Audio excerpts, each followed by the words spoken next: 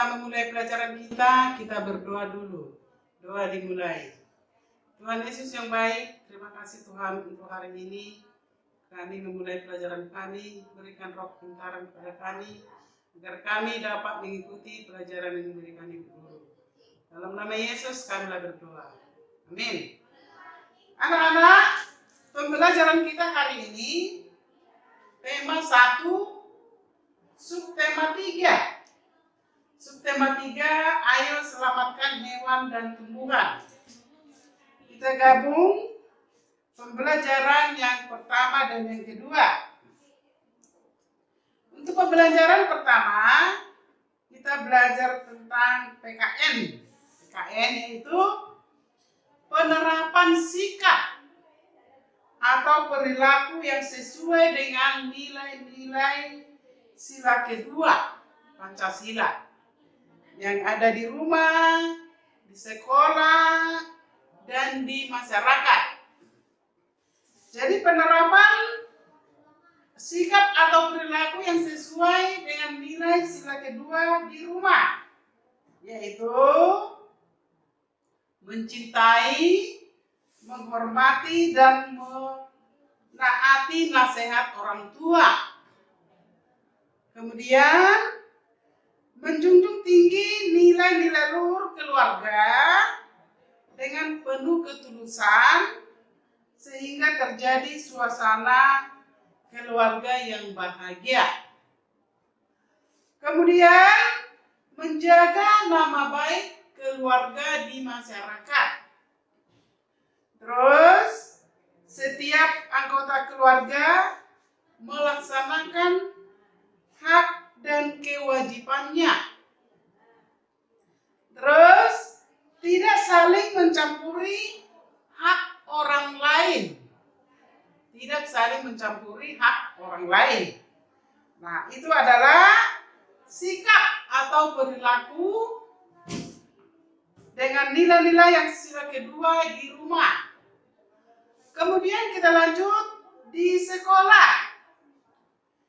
Sikap atau perilaku dengan nilai sila kedua di sekolah yaitu menjunjung tinggi kesopanan dalam pergaulan di sekolah. Terus melaksanakan program sekolah berkaitan dengan usaha kemanusiaan. Kemudian tidak merendahkan dan menyakiti perasaan teman. Kemudian mengembangkan sikap tenggang rasa. Kemudian kita lanjut sikap atau perilaku nilai-nilai sila kedua yang ada di masyarakat. Yaitu membantu korban bencana alam.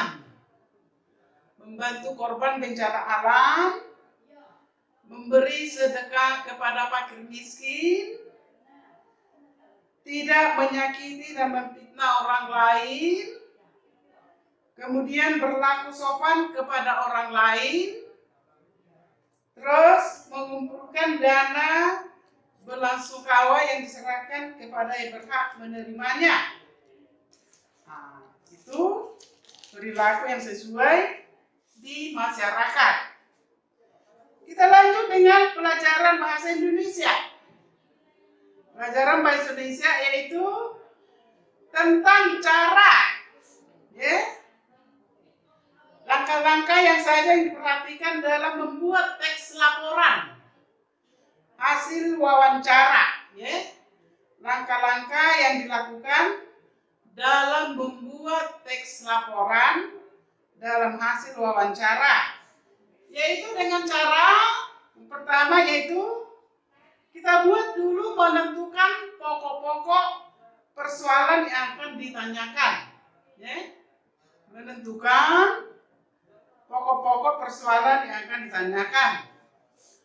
Kemudian mengembangkan pokok-pokok persoalan dalam bentuk pertanyaan.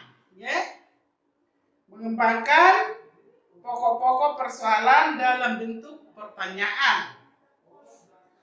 Kemudian menentukan narasumber. Narasumber itu yang mau kita tanya, ya.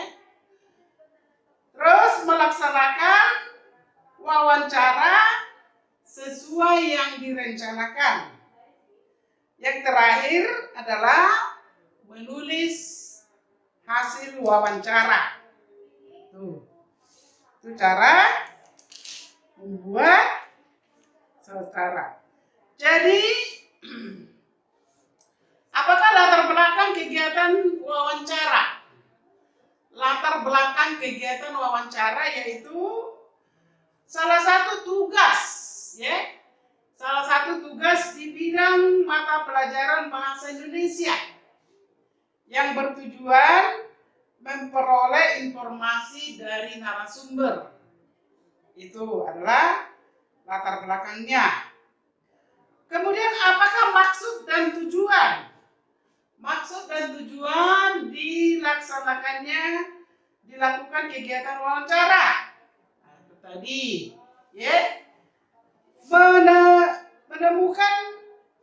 Memenuhi tugas bahasa Indonesia, menumbuhkan rasa kerjasama, kemudian memahami kegiatan wawancara, dan memperoleh informasi. Nah, topik dari wawancara apa? Yaitu cara melestarikan hewan dan tumbuhan. Jadi itu pelajaran 1. Kita lanjut pembelajaran kedua, yaitu pelajaran PPKN. Pelajaran PPKN yaitu manfaat menerapkan nilai-nilai sila kedua Pancasila dalam kehidupan sehari-hari. Apa manfaatnya? Yaitu kita sebagai manusia tidak berbuat semena-mena terhadap orang lain, ya. Kemudian membela kebenaran dan keadilan, menyadari bahwa kita memiliki hak dan kewajiban yang sama, kemudian menghormati pendapat orang lain. Nah, itu. Kita lanjut pelajaran seni budaya, SPDP. Kita seni budaya, ya. Sebutkan patung-patung yang ada di lingkungan sekitarmu. Contohnya patung kerajinan, patung seni, patung dekorasi, kemudian patung religi, dan patung arsitektur. Patung arsitektur. Patung kerajinan, untuk apa itu patung kerajinan? Patung kerajinan yaitu untuk dijual. Patung seni untuk dinikmati estetik makannya. Patung dekorasi untuk apa? Sebagai penghias. Patung dekorasi sebagai penghias. Patung religi sebagai ibadah penganut agama. Yang terakhir adalah patung arsitektur. Patung arsitektur yaitu sebagai penunjang konstruksi bangunan. Jadi sampai sini untuk pembelajaran kita. Sebelum kita pulang, kita berdoa dulu. Doa dimulai. Tuhan Yesus yang baik, terima kasih Tuhan untuk hari ini. Kami sudah mendengarkan penjelasan dari guru. Berkati kami Tuhan, ajar-ajari kami, agar kami dapat mengikuti pelajaran yang diberikan oleh guru. Dalam nama Yesus kami telah berdoa.